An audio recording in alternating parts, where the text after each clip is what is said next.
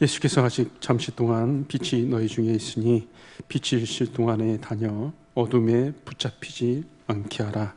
어둠에 다니는 자는 그 가는 곳을 알지 못하느니라. 이 어둠에 붙잡히지 않게 하라. 예수님께서는 이 땅의 사람들이 어둠 가운데 사는 것을 원치 않으셨습니다. 우리가 읽지는 않았지만 46절 말씀에 46절에 나는 빛으로 세상에 왔나니 물은 나를 믿는 자로 어둠에 거하지 않게 하려 함이로라. 어둠에 거하지 않게 한다라는 말이 나오고 있죠. 예수님은 어두운 가운데 있는 영혼들을 건져주기를 원하셨습니다. 이 어둠 가운데 사는 삶이라고 하는 것은 예수님이 보실 때 너무나 비참한 것이죠. 이 어둠 가운데 사는 삶이라고 하는 것은 찬송가 523장 그 가사에 잘 표현되어져 있습니다. 어두운 제약길에서 목자 없는 양같이 모든 사람 길 찾아 헤맨다. 어두운 제약길에서 목자 없는 양같이 모든 사람 길 찾아 헤맨다. 어두운 가운데 사는 삶이라고 하는 것은 죄악 가운데 사는 삶이고, 그것은 하나님을 슬프시게 하는 것이고 영원한 죽음을 향해서 나아가는 것입니다. 어두운 가운데서 이루어지는 일들은 은밀한 죄악들, 더러운 죄악들, 부끄럽고 추한 죄들을 저지르는 것이죠. 그리고 어두운 가운데 사는 것은 보이지가 않기 때문에 35절 여기 말씀에 나와 있는 대로 어둠에 다니는 자는 그가 가는 곳을 알지 못한다. 어디로 가야 할지를 알지 못합니다. 어두운 가운데서 방황하면서 하루하루를 살아가는 것이죠. 어떻게 살아야 할지를 알지 못하고 이리저리로 헤매면서 살아가는 것입니다. 그리고 어둠이라고 하는 것은 악한 원수 마귀의 지배를 받는 세상을 또 어둠으로 표현하고 있죠. 어둠 가운데 산다라고 하는 것은 악한 마귀의 영향 아래 그 고통 가운데 살아가고 있는 것을 말을 하는 것입니다. 그리고 갈 바를 알지 못하기 때문에 이 세상의 사조, 이 세상의 풍속을 쫓아 살아갑니다.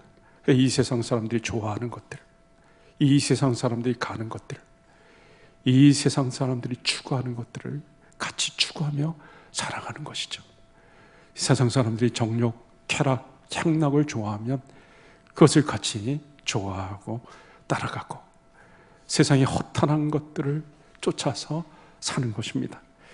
그리고 어둠에 사는 사람들은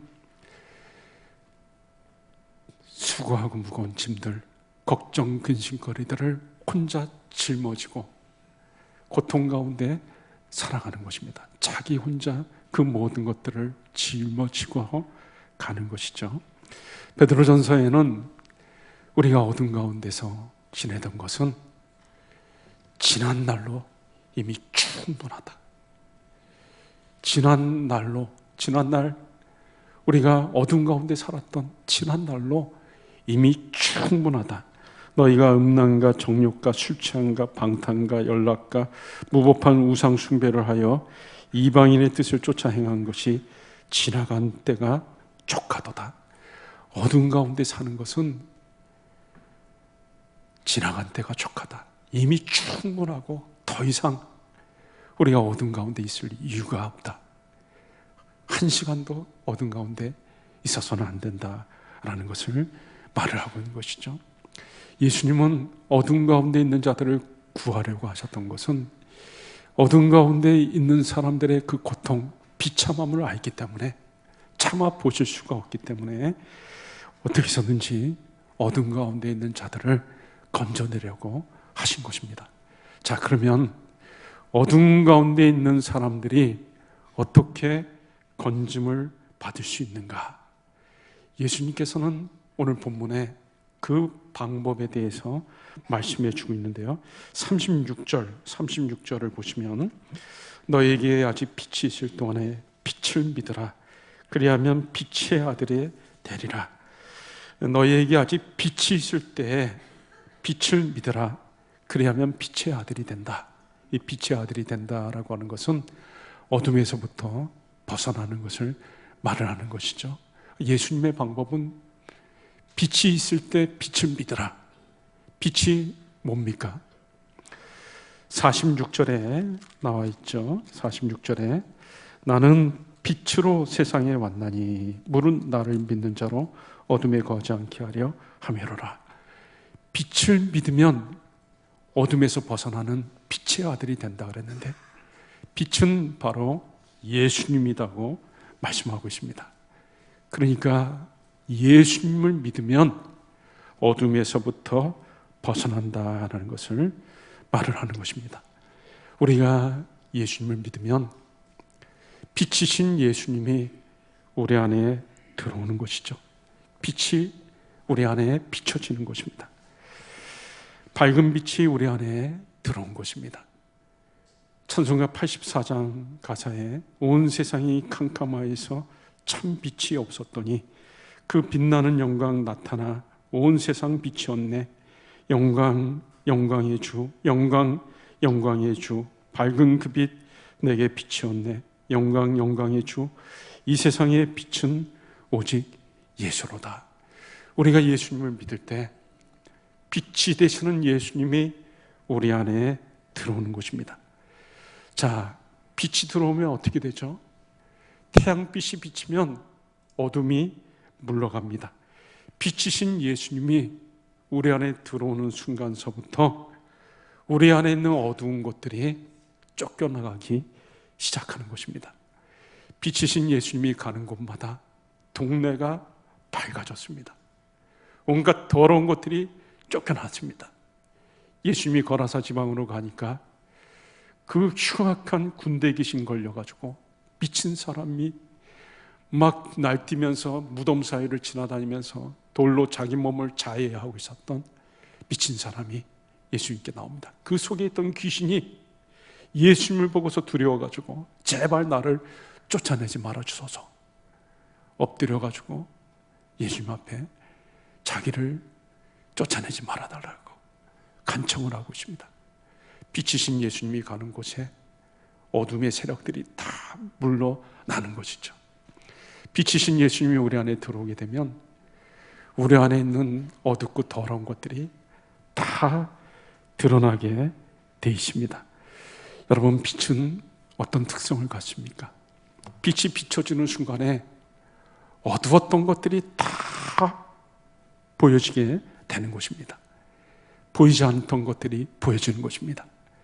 우리 속에 내면에 있었던 더러운 것들, 추한 것들, 부끄러운 것들, 평상시에 의식도 하지 못하고 지내던 것들이 빛이 들어오는 순간서부터 그런 것들이 느껴지고 깨달아지고 노출되어지면서부터 그 어두운 것들이 하나씩 하나씩 사라져 가는 것입니다. 베드로가 예수님을 만나가지고 예수님의 제자가 될 때 베드로는 예수님을 보면서 제일 먼저 충격적인 예수님을 발견하고 나서 그가 제일 먼저 했던 말이 뭡니까? 예수님 앞에 무릎을 꿇고 주여 나를 떠나소서 나는 죄인이로소이다. 거룩하신 예수님이 자기한테 찾아오셔서 놀라운 빛으로 역사하시는 것을 보면서 제일 먼저 베드로가 깨달았던 것은 자신의 부족함, 자신의 죄악, 지난날의 삶, 지난날에 저질렀던 그 죄악들, 부끄러운 것들이 다 주마등처럼 지나가면서 예수님 앞에 무릎 꿇고 주여 나를 떠나소서 나는 죄인으로소이다. 빛이신 예수님이 우리 심령에 들어오게 될 때 우리는 우리의 더러운 것들, 허물들, 은밀한 것들이 다 드러나게 되면서 우리의 어두운 것들이 하나씩 하나씩 쫓겨나가는 것입니다. 이사야 선지자는 환상 중에 하늘의 보좌를 보게 되었습니다. 하나님의 보좌가 펼쳐지고 하나님이 그 보좌에 앉으신 그 놀라운 영광을 보면서 대뜸했던 말이 화로다 나여 망하게 되었도다. 나는 죽게 되었다. 죄악 중에 거하면서 거룩하신 하나님을 배웠음이로다. 이 죄인이 영광스러운 하나님을 배웠으니 나는 이제 죽었다. 이렇게 말을 한 것이죠. 빛이신 예수님이 우리와 함께하게 되면 우리의 삶 가운데서 어둠이 다 사라지는 것입니다. 여러분, 요한일서 1장에는 하나님이 빛이라고 말씀했습니다. 하나님이 빛이고 하나님이 빛이시기 때문에 하나님과 사귐이 있는 사람들은 절대로 어둠에 거하지 않는다. 하나님과 사귐이 있다고 하면서도 어둠 속에 거하는 사람들은 거짓말하는 자들이다. 빛이 있는데 어떻게 빛 가운데 있으면서 어둠 가운데 생활할 수가 있겠습니까? 빛이신 하나님과 같이 걸어가는 사람들은 어둠 속에 있지 않다라는 것을 말을 한 것이죠. 예수님의 빛이 우리 안에 들어와 가지고 차고 넘치는데 그 빛은 이 세상에서 가장 영광스러운 빛입니다. 찬송가 428장에 내 영혼의 햇빛 비치니 주 영광 찬란해 이 세상 어떤 빛보다 이 빛 더 빛나네. 이 세상의 어떤 빛보다 이 빛 더 빛나네. 주의 영광 빛난 광채 내게 비춰 주시옵소서. 그 밝은 얼굴 배울 때 나의 영혼 기쁘다. 여러분, 이 세상의 그 어떤 빛보다도 예수님의 빛이 가장 찬란하고 영광스럽습니다. 그 빛이 내 심령에 비춰질 때 그 빛으로 차고 넘치게 되면 내가 밝아집니다. 내가 이제 밝아져가지고 영안이 열리고 우리의 신앙이 올바로 성장해 나갑니다. 빛이 비춰지면은 삶의 질서가 잡히는 것이죠. 혼돈 속에 있던 것들이 비춰지는 순간, 빛이 비춰지는 순간에 질서가 잡히게 되는 것입니다.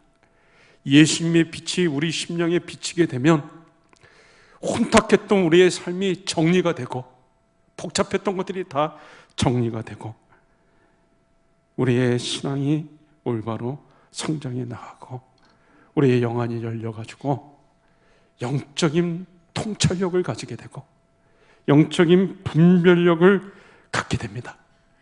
그래서 이제는 우리가 어둠에 속한 것들을 발견하게 됩니다. 과거에는 우리가 눈이 어두워가지고 우리도 어두운 가운데서 살았었는데 이제는 영적으로 밝아져가지고 어두운 것이 무엇인 줄 알고 그리고 어둠을 쫓아 사는 사람들이 불쌍하게 생각이 되어지고 세상에 허탄한 것들을 우리가 보게 되고 놀라운 영적인 세계를 우리가 발견하게 됩니다. 그리고 이제 그 빛이 차고 넘쳐가지고 다른 사람들에게 비춰지게 되는 것입니다. 여러분, 오늘 말씀에 보면 빛의 아들이 된다. 예수님을 믿는 자들은 빛의 아들이 된다라고 말을 했습니다. 예수님의 빛이 비춰져가지고 내 안에 빛이 예수님의 빛이 가득 차게 되면 예수님의 빛이 반사가 되는 것입니다. 나를 통해서 예수님의 빛이 반사가 되면서 다른 사람들에게 그 빛이 비춰지고 다른 사람이 우리를 보면서 예수님을 발견하게 되는 것입니다. 여러분, 세상 사람들은 어느 곳에서도 예수님을 발견할 수 없습니다. 아무리 좋은 곳에 가도 산에서도 바다에서도 아무리 뷰가 좋은 곳에 가서 여행을 해도 예수님을 발견할 수 없어요. 이 세상 사람들이 어디서 예수님을 발견할 수 있을까요? 예수를 믿는 저와 여러분의 모습을 보면서 예수님의 빛이 우리 안에 있어가지고 그 빛이 차고 넘쳐서 반사가 될 때 이 세상 사람들이 우리들의 모습을 보면서 예수님을 발견하게 되고 예수님의 빛을 보게 되는 것입니다. 그러면서 그 사람들에게도 빛이 비춰지는 것으로 인해 어두움이 쫓겨나고, 그리고 우리가 비추는 밝은 빛으로 우리는 어둠 가운데 있는 사람들을 그 어둠에서부터 건져낼 수가 있는 것입니다. 찬송가 502장에 빛의 사자들이여 어서 가서 어둠을 물리치고 주의 진리 모르는 백성에게 복음의 빛 비춰라. 빛의 사자들이여 복음의 빛 비춰라. 죄로 어두운 밤 밝게 비춰라. 빛의 사자들이여. 우리가 예수님으로부터 밝은 빛을 받아가지고 그 빛을 비춰가지고 어두운 가운데 있는 사람들이 밝은 빛 가운데로 나올 수 있도록, 예수님께로 나올 수 있도록 그렇게 하는 것이죠. 사도행전 20장에 26장에는 바울이 아그리빠 왕 앞에서 변론하는 내용이 나옵니다. 이 아그리빠 왕이, 헤롯 아그리빠 왕이 바울에게 관심을 갖고 호기심을 갖고 이 사람이 어떤 사람인가 한번 얘기 좀 들어보자 하고 찾아왔습니다. 그때 바울이 뭐라고 얘기를 하냐면, 내가 과거에는 예수님을 알지 못할 때는 이러이러한 삶을 살았다. 그런데 예수님을 믿고 나니까 내가 새로운 삶을 살게 되었다. 내가 밝아져가지고 내 안에 빛이 있고 이 밝은 빛을 가지고 어두운 가운데 있는 사람들을 이제 밝은 빛 가운데로 인도하게 되었다. 그런 얘기를 합니다. 하나님께서 나를 사도로 세워주셔가지고 어두운 가운데 있는 사람들을 밝게 해주려고 그렇게 나를 부르셨다. 사도행전 26장 18절에 그 말씀이 나오는데요. 그 눈을 뜨게 하여 어둠에서 빛으로 사탄의 권세에서 하나님께로 돌아오게 하고 죄 사함과 나를 믿어 거룩하게 된 무리 가운데서 기업을 얻게 하리라 하다이다. 예수님이 자기에게 주신 사명에 대해서 얘기를 하면서 어두운 사람들의 눈을 뜨게 해가지고 어둠에서 빛으로 사탄의 권세에서 하나님께로 돌아오게 하고 죄 사함을 받게 하는 일들을 하게 한다. 자기를 통해서 어두운 사람을 밝은 데로 돌아오게 한다. 그 얘기를 한 것입니다. 바울이 봤을 때는 이 헤롯 아그리빠 왕이 자기를 찾아와서 궁금해하면서 호기심을 가지고 찾아왔지만, 바울이 봤을 때는 그는 일국의 왕이라 할지라도 어두운 가운데 있는 불쌍한 영혼에 불과해졌던 것입니다. 아직도 빛을 보지 못하고 어두운 가운데 행하는 어둠의 사람이라는 것을 알고, 아그리빠 왕이여, 내가 이렇게 묶인 것 외에는 당신도 나같이 되기를 바랍니다. 당신도 어둠에서 빨리 빠져나오기를 바랍니다. 밝은 빛 가운데로 나오기를 바랍니다. 여러분, 이제 말씀을 정리하도록 하겠습니다. 여러분 한번 점검해 보시기 바랍니다. 나는 지금 빛 가운데 있는가? 나는 지금 밝은 빛 가운데 행하고 있는가? 나는 지금 예수님의 빛을 풍성하게 받고 있는가? 그리고 나에게 있는 빛이 다른 사람에게 비춰주고 있는가? 나는 세상을 밝게 하는 자들인가? 아니면 오히려 세상을 어둡게 하는 자들인가? 나는 내 주변을 밝게 하는 자인가? 아니면 오히려 내 주변을 더 어두워지게 만들고 있지는 않는가? 여러분, 우리 안에 있는 어둠이 물러가고, 그리고 어둠 가운데 있는 자들을 우리가 밝은 빛 가운데로 나오게 하려면 어떻게 하면 됩니까? 오늘 우리에게 주신 말씀대로 우리가 예수님을 제대로 믿으면 되는 것입니다. 예수님을 제대로 믿으면 빛의 아들이 되는 것입니다. 예수님을 제대로 믿고 예수님과 날마다 풍성한 교제를 나누게 되면 빛이신 예수님이 내 삶에 충만하게 빛으로 찾아오시는 것입니다. 여러분, 우리는 장래일을 알지 못합니다. 내일 우리에게 어떤 일이 벌어질지 알지 못합니다.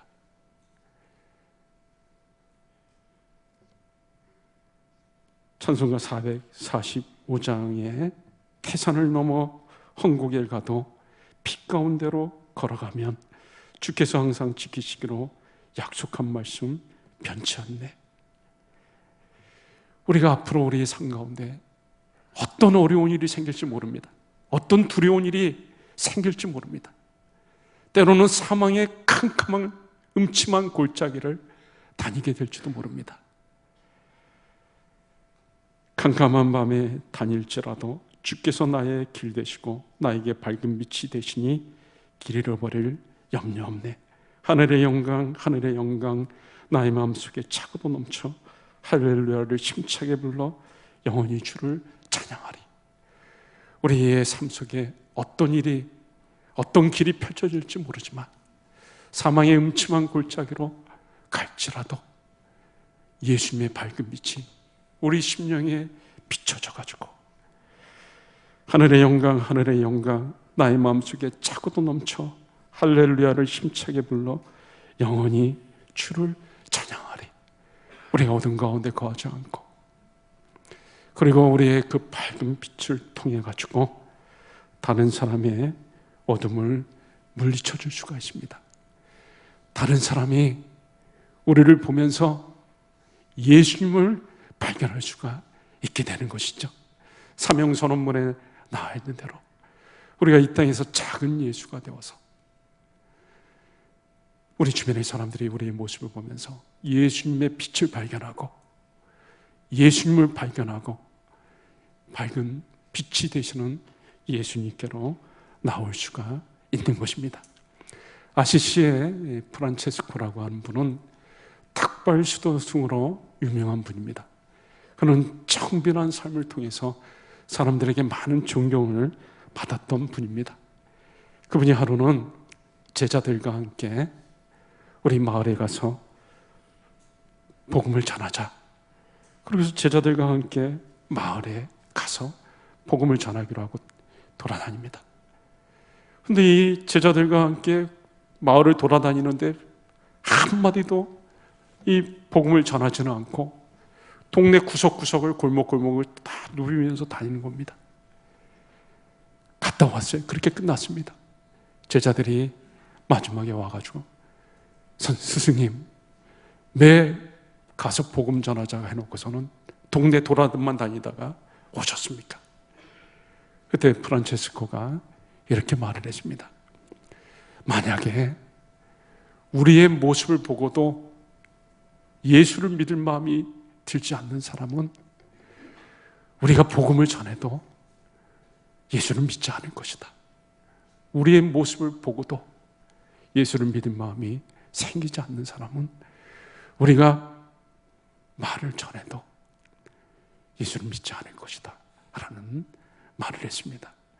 저와 여러분이 이 땅에 살아가는 동안 늘 우리 빛이 되신 예수님과 풍성한 교제를 통해서 먼저 저와 여러분이 우리 안에 있는 어둠을 다 물리쳐버리고 우리의 밝은 빛이 우리 주변을 비춰서 어두운 가운데 있는 사람들을 밝은 빛이 되시는 예수님께로 이끄는 빛의 아들, 빛의 사자로서의 삶을 다 사실 수 있기를 주의 이름으로 축원합니다. 이 시간에 우리 같이 말씀 붙잡고 한 1, 2분 정도만 같이 간절히 기도할 때 우리가 예수님을 영접한 것은 빛이 되신 예수님을 우리가 모셔드린 것입니다. 밝은 빛이 되신 예수님이 우리 삶 속에 풍성하게 함께 하시며 역사하실 때 우리의 온갖 더러운 것들, 어둠이 다 물러나가고 우리가 밝은 빛을 받아 우리의 밝은 빛을 우리 주변에 전할 수가 있을 것입니다. 우리가 빛의 통로로 쓰여지는 빛의 아들로 빛의 자녀로 삶을 살게 하옵소서. 우리 같이 한번 합심해서 간절히 기도하겠습니다.